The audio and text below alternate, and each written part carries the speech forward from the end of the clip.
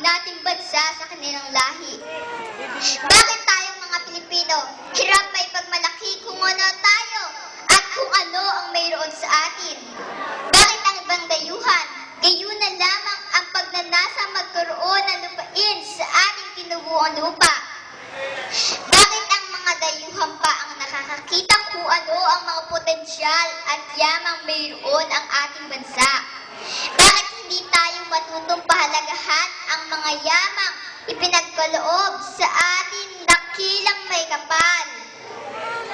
Kailan natin pahalagahan ang mga bagay na kinaiigitan ng mga dayuhan?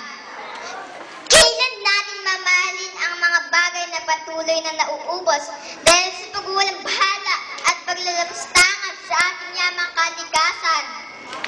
Kailan natin alagaan ang mga ito?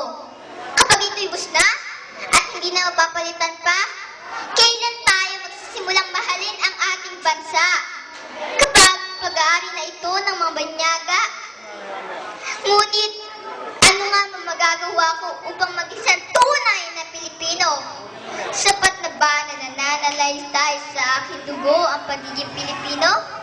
Sapat na ba na kimanggi ang kulay ng aking balat? Sapat na ba na hindi matangos ang aking ilong upang masasabing ako ay isang Pilipino?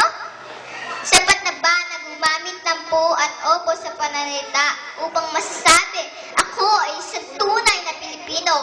Kung yun lamang ang magiging batayan, masasabing ako ay isang tunay na Pilipino. Ngunit, sapat na ba yun?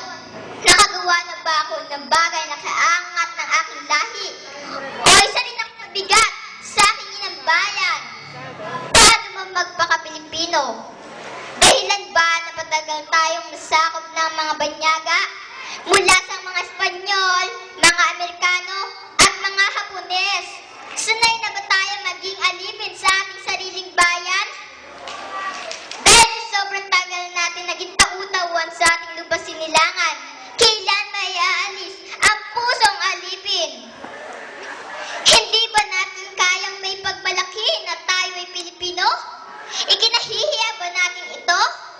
At mas gusto pa natin maging simpleng manggagawa lamang sa labas ng bansa?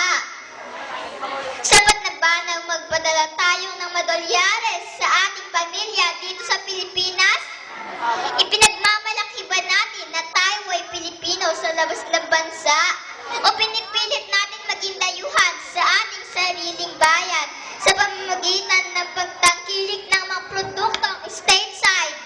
Kiling naman kapwa Pilipino, simulan na natin mahalin ang ating bayan. Simulan na natin magpaka-Pilipino.